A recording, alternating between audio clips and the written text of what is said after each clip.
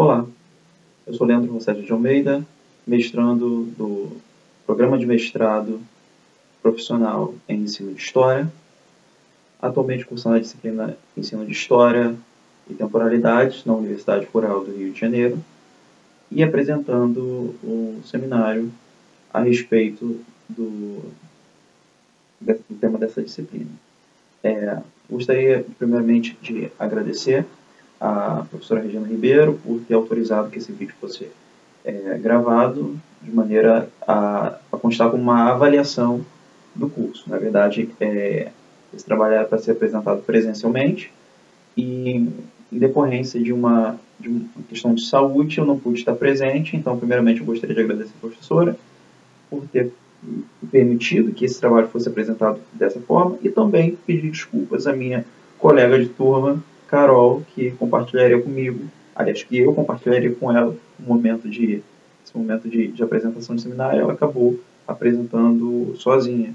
Então, eu gostaria de pedir desculpas, não foi uma questão voluntária, né, da minha parte. Eu queria estar apresentando com a Carol, mas infelizmente não foi possível. Bom, eu queria situar esse texto, essa apresentação, esse seminário, dentro do programa desse curso, para que fique entendível, digamos assim, para quem está assistindo. Aliás, minha ideia é que esse vídeo seja compartilhado com os colegas, com a professora e com os colegas, e também que ele circule para divulgar o que está sendo produzido no curso e tal. Queria situar esse seminário dentro do conjunto que está sendo proposto no curso. Esse seminário, digamos assim, ele compõe a parte final de uma série de seminários que têm sido apresentados relacionando o tema das temporalidades e do ensino de história. Esse seminário é um seminário do texto da Marília Gago, chama-se Concepções Passado como Expressão de Consciência Histórica. E, para a gente começar, eu gostaria de apresentar quem é a Marília Gago, né? A Marília Gago, ela é uma estudiosa, uma professora, uma pesquisadora, vinculada à Universidade do Minho, em Portugal. Ela tem um currículo extenso na área da educação e ela tem um caminho, um percurso na área da educação bastante significativo, e ela se debruça sobre esse tema com bastante propriedade, porque ela passou por ali. Ela atualmente é professora convidada do Instituto Superior de Ciências Educativas, autora de manuais escolares, ela é ex-professora da Escola Portuguesa de Moçambique. Ela fez pós-doutorado no âmbito do projeto de investigação sobre consciência histórica. Aliás, esse texto é um estudo vinculado a esse estudo que ela fez no âmbito do pós-doutorado. Ela é ex-consultora de metas de aprendizagem do ensino básico, membro da direção informadora da Associação de Professores de História, e ela ficou bastante tempo nesse cargo, de 2001 a 2010, então um tempo significativo, e professora do ensino básico e secundário no externato Infante Dom Henrique, de 96 a 2002. Como eu falei, esse texto ele faz parte do estudo que foi implementado no âmbito do projeto Consciência Histórica, Teoria e Práticas. Foi aprovado pela Fundação para Ciência e Tecnologia em Portugal. Então, é um texto curto, simples, e bastante didático, assim, do ponto de vista da densidade, que é esse conhecimento. É um texto relativamente simples, e é isso que eu vou tentar apresentar para vocês. Tá? Vamos começar, então, com a introdução do texto. A Marília Gago ela apresenta esse tema fazendo referência à forma como a história tem sido apresentada e abordada assim, durante muito tempo, né, uma forma assim, bastante tradicional, que que ela chama de uma história que vem através da evolução positiva linear, que seria essa concepção mais ligada à vertente do positivismo, do passado ligado a um presente, que é ligado a um futuro, e as pessoas olham para o passado para se conhecer, um presente para se fazer esse presente com base no passado, e o futuro ser feito a partir das reflexões do presente, mas de maneira bastante linear, de maneira que essa ideia, que essa história, essa temporalidade, essa história linear, ela está ligada a uma ideia de progresso, e também nesse campo do progresso, a história ela é vista, o passado ele é visto de forma deficitária, ou seja, se existe um futuro, o futuro ele sempre é dotado de características muito mais positivas que o passado, e o futuro, obviamente, dentro dessa lógica, teria mais características positivas que o presente.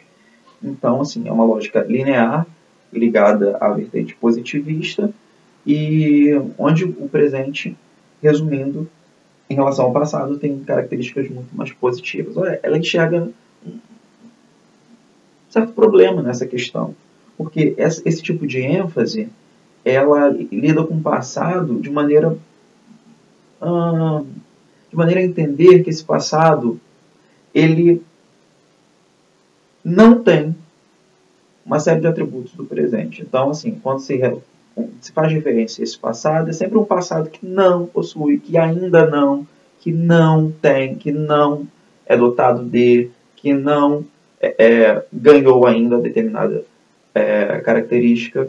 É sempre um passado deficitário. E ela propõe que o papel da história hoje não olhe para esse passado simplesmente como uma temporalidade que deixou de ter alguma coisa. Porque, segundo ela, esse presente também deixa de ter aspectos em relação ao passado. Deixa-me fazer entender. Vamos para a gente entender. Por exemplo, a gente olha para o século XIX, por exemplo, e fala que no século XIX não tinha determinada tecnologia. Logo, o presente tem uma série de vantagens sobre o século XIX, porque o presente tem determinada tecnologia. Ora, o passado não é só um tempo que não tem.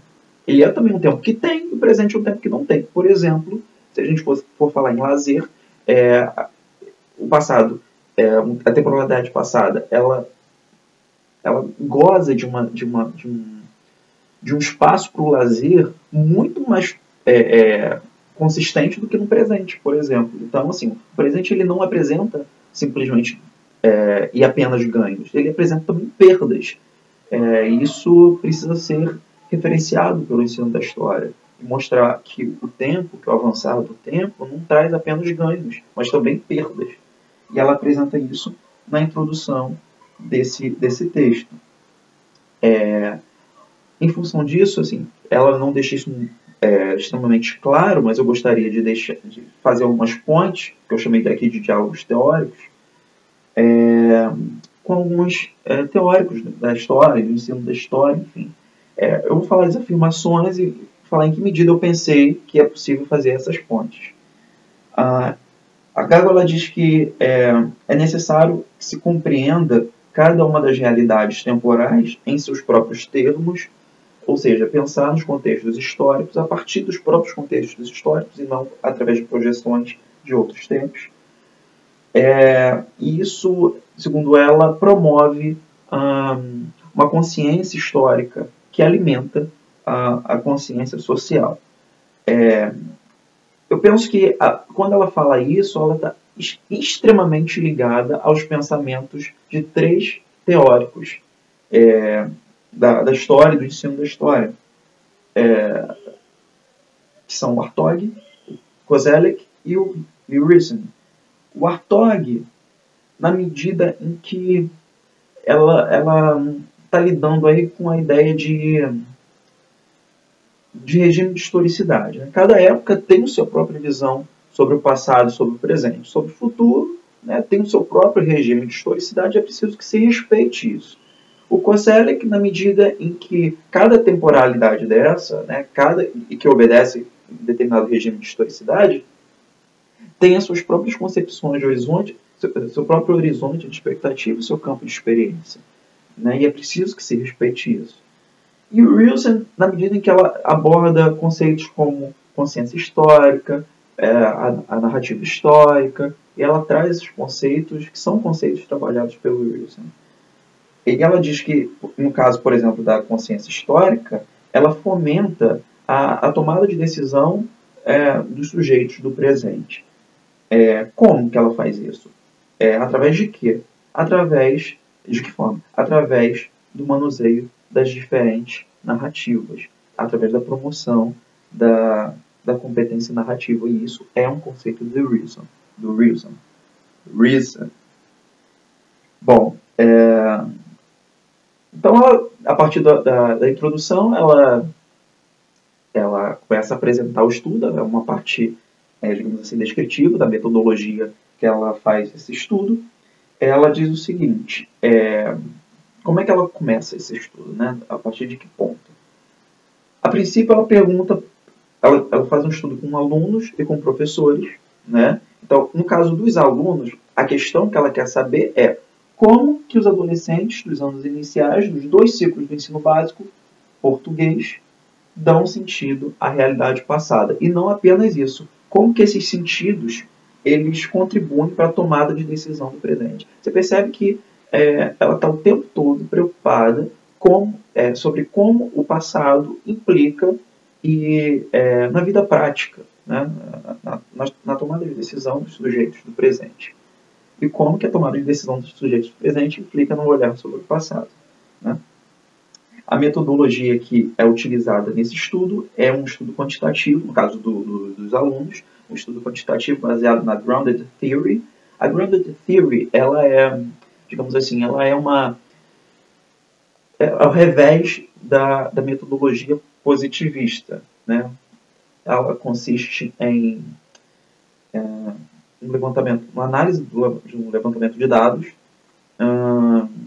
e através desse levantamento de dados, esses dados são analisados, enfim, e eles são agrupados, e a partir do agrupamento em que esses dados recebem, né, eles recebem determinado código, e a partir dos códigos depois eles recebem uma determinada conceituação, até que eles sejam categorizados, né, esses dados, em determinados segmentos, determinadas classificações, e a partir daí é pensada uma teoria, se teoriciza, tá certo isso? Acho que sim, sobre o que foi produzido, né? Sobre os dados que foram coletados e tal. A metodologia positivista, ela não parte da questão que vai levar ao catálogo de dados. Ao contrário, ela parte de uma teoria, e é essa teoria que leva à coleta de dados, à investigação e tudo mais. Ao contrário, na verdade, o caminho que ela faz é o oposto ao caminho que é tradicionalmente feita pela vertente positivista, né? Então, eu apresentei para vocês como ela faz os estudos com os alunos, com os professores. Ela mantém essa metodologia, embora ela não aposte no estudo quantitativo. Na verdade, tem um probleminha aqui. Enfim. Ela aposta no Grounded Theory, mas no caso dos professores, embora esteja quantitativo aqui, ela é, na verdade, um estudo exploratório que ela faz com os professores, né? E a questão que importa para ela é como os professores pensam as relações temporais. Essa vai ser a questão da Galo, né? Então, como ela escolhe esses professores e esses alunos? Bom, vamos lá entender, então, como é que é feita essa escolha. Os alunos são selecionados, são um total de 76 selecionados do 5º ao 7º ano de escolaridade, são adolescentes, né, ou pré-adolescentes, de 10 a 14 anos, com aproveitamento médio, né, na disciplina. Em termos de localidade, eles são do distrito de Braga, em Portugal, e ela diz que escolhe esse distrito porque ela consegue pegar um universo de alunos de uma origem mais ampla, né, tanto urbana quanto rural, né, e ela consegue obter isso nessa localidade. No caso dos professores, ela escolhe os professores mediante, em certa medida, mediante o tempo de carreira, digamos assim, né? São 12 professores no total, dos quais 3 são professores que têm entre 3 e 10 anos de experiência, 3 professores com mais de 10 anos de experiência, estagiários, né, professores estagiários, e 3 alunos do 4º ano de licenciatura em ensino, que ela enquadra também na categoria professor, né? Bom, quanto aos alunos, né, como é que ela faz essa coleta de dados com os alunos? Ela aplica questionários, né? São 2 tarefas, 2 questionários, 2 conjuntos de materiais históricos, enfim. E depois dessa aplicação de questionários, ela parte para entrevistas individuais, né? E acompanha, né? Ela faz um follow-up desses alunos depois desse questionário. E os professores, ela faz entrevistas individuais semi-estruturadas. Na verdade, ela diz que as entrevistas abertas não surtem o efeito que ela imagina, e ela prefere semi-estruturar, ela prefere construir as perguntas e para fazer essas entrevistas que são gravadas, né, são videogravadas. E através da coleta desses dados, ela consegue identificar, é o que eu falei, né, da Grounded Theory. Através da coleta de dados, ela monta determinadas estruturas conceituais ou, enfim, conceitos, categorias, digamos assim, né? Acho que isso vai ficar mais claro, mais evidente agora, né? Ela identifica padrões de pensamento nos alunos, né? Bom, são 3 tendências de pensamento desses alunos em relação à história, né? Ela faz algumas perguntas nesse questionário. Por exemplo, ela apresenta um estudo sobre a Península Ibérica e pergunta se existem só essas 2 histórias, né? A e história B, ou se existem mais histórias sobre a presença dos romanos na Península Ibérica, né? Então, os alunos são convidados a pensar sobre esse fato. Um historiador diz algo sobre a Península Ibérica, o outro diz outro faz uma outra abordagem, e ela pergunta se existem só essas 2 histórias ou se existem mais histórias, né, sobre a Península Ibérica. Ela também pergunta diz o seguinte, se os historiadores partem de um mesmo pressuposto, né, dos mesmos estudos, e eles não mentem, eles são, digamos assim, levando em consideração que eles são verdadeiros naquilo que estão fazendo, não estão mentindo e partem dos mesmos pressupostos, eles não deveriam escrever a mesma coisa? Escrevem, não escrevem, né? Devem existir diferenças entre aquilo que esses historiadores produzem, entre aquilo que esses estudiosos produzem, ou não existem diferenças? Eles partem do mesmo pressuposto, logo vão ter resultados idênticos, né? Ou muito próximos. E também, por exemplo, como é que se pode explicar a existência de histórias diferentes, né, sobre as mesmas realidades históricas, né? Essas são questões que ela joga para os alunos, e através dessas questões ela vai obter, não exatamente, isso não é o que está aqui não é necessariamente respectivo, né? Isso não obedece a esse critério, não é isso exatamente, né? São questões que ela lança e ela obtém algumas tendências. Por exemplo, para alguns alunos, vai parecer, o passado, o tempo para esses alunos vai parecer, o tempo passado, no caso, vai estar localizado a algures, né? O que isso significa?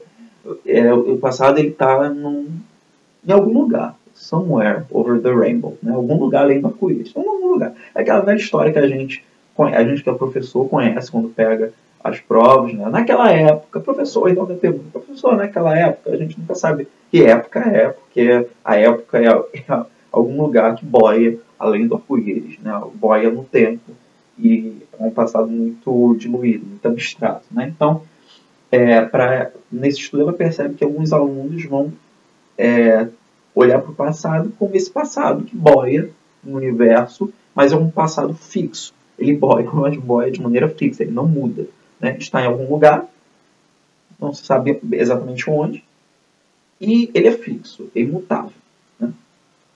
Quando ela faz esse tipo de pergunta sobre a Península Ibérica, por exemplo, ela consegue obter respostas que caminham nesse sentido.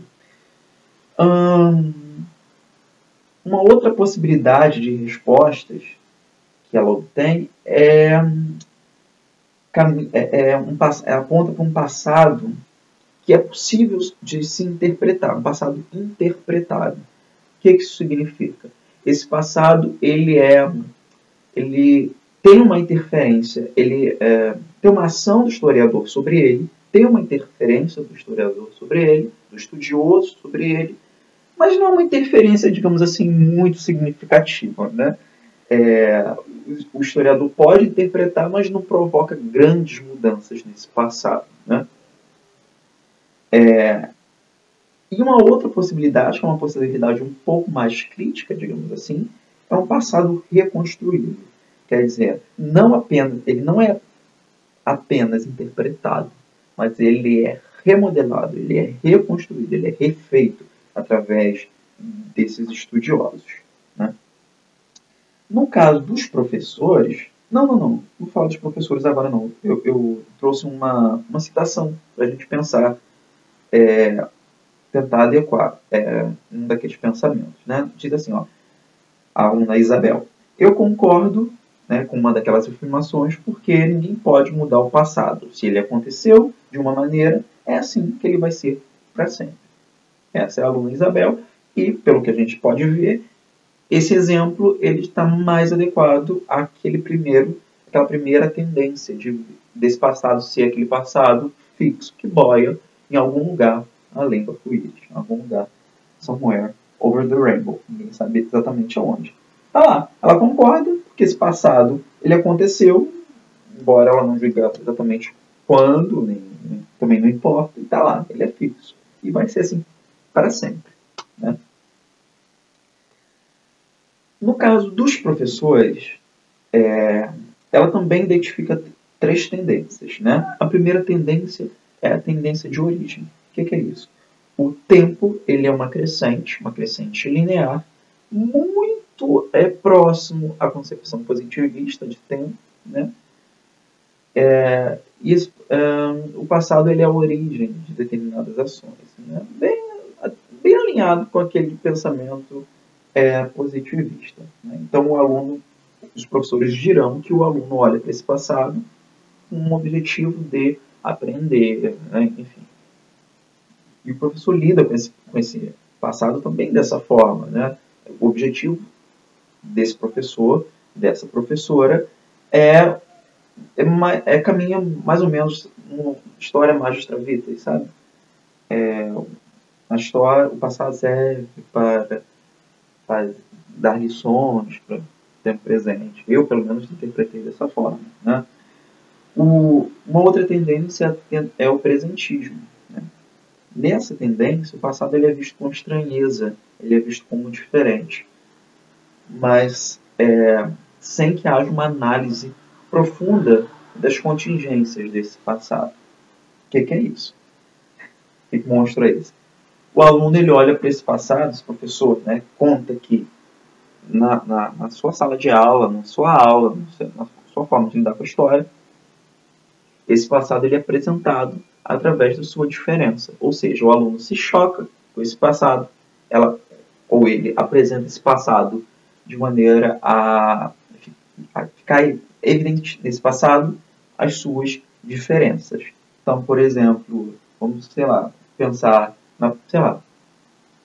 Império Romano, feudalismo, então, o feudalismo foi num tempo em que tinha os castelos e que a igreja tinha muito poder e tinha um clero, parará. Então, quer dizer, o passado ele é apenas apresentado nas suas diferenças. Não há uma investigação sobre, por exemplo, permanências, né, nesse passado. Permanências que perduraram, né, com o tempo. Continuidade, digamos assim. Essa perspectiva desse passado está ligado à continuidade é uma perspectiva que está mais alinhada com a terceira tendência, que é a tendência do tempo ser visto como partilha. Ou seja, o meu tempo ele é partilhado, ele é compartilhado. É possível compartilhar com o meu tempo outras experiências de tempos de outras pessoas, de tempos de outros momentos. O meu presente, o meu tempo presente pode ser partilhado, as experiências do meu tempo presente podem ser partilhadas com outros tempos presentes, inclusive tempos presentes que estão no passado, né? Outros presentes localizados no passado. Então, essa perspectiva é uma perspectiva um pouco mais crítica, porque ela consegue contemplar o passado não apenas através da sua diferença em relação ao presente, mas também através das continuidades que esse tempo presente apresenta em relação ao passado. Eu estou falando do tempo presente ou passado, mas também entre outras temporalidades do tempo passado, né? Por exemplo, se eu pego antiguidade e o medievo, por exemplo, eu consigo ali perceber não apenas rupturas, mas também continuidades. É para isso que ela está chamando a atenção. Uma citação dos professores, né? Ela apresenta uma imagem e um professor Bruno, por exemplo, tem um ano de serviço, diz assim: os referentes de hoje são transpostos para o passado. As pessoas tinham as mesmas capacidades, mas não tinham as mesmas condições. É só dar uma pausa aqui. Isso aqui é interessante para a gente pensar, porque os alunos geralmente, quando lidam com temporalidades passadas, eles imaginam, é muito comum isso na sala de aula. Eles eram muito burros, né? Como é que eles não pensaram nisso? Esse povo era muito burro, professor. Né? Então, quando o aluno reporta ao professor que o determinado segmento, por exemplo, sei lá, os navegantes na época do descobrimento, sei lá, das grandes navegações, eles eram muito burros porque eles iam para lá, não iam para a direita, sei lá, estou dando um exemplo hipotético. Na verdade, nessa hora é necessário que haja interferência do professor para demonstrar exatamente isso, né? Não é que eles sejam burros, né? Naquela temporalidade, naquele contexto, os recursos disponíveis eram diferentes dos recursos que hoje nós disponibilizamos. Isso não significa que os sujeitos do passado tenham capacidades inferiores aos sujeitos do presente. É aquele papo que a gente estava tendo lá no começo, né? Não significa que o tempo presente ele trouxe apenas ganhos, inclusive ganhos de inteligência. Não. Baseado em que você pode afirmar que os sujeitos do tempo passado, século XIX, século XVII, tenham, por exemplo, inteligência inferior. Não é isso. As capacidades são as mesmas, né? A questão são os recursos disponíveis, a mentalidade da época. Por isso é preciso que se analise cada temporalidade de acordo com a sua própria temporalidade, de acordo com o seu próprio contexto. Né? Diz assim ainda: questionar se os alunos acham que esta situação ainda se vive hoje, se hoje é assim tão diferente, que balanço podem fazer das sociedades nesses 100 anos. Né? Então, esse tipo de perspectiva está alinhada à concepção de tempo como partilha, que é aquela terceira concepção. E, por fim, ela conclui o texto, né, dizendo que conhecer o passado, compreender o presente e perspectivar o futuro, projetar o futuro, são características muito comuns em diversos tempos, né, inclusive hoje. Né, e vai ser assim durante muito tempo. São questões, são indagações do ser humano. Né? Isso não é problema. A questão é como isso é feito. Né? E ela diz que um dos caminhos que ela propõe atualmente, encarar a realidade como uma realidade dinâmica, uma realidade que lida com o tempo de forma dinâmica. Né? E se a gente segue esse caminho de entender a realidade de forma dinâmica, a gente consegue promover uma mudança na forma de lidar com a história e com o ensino de história também. Né?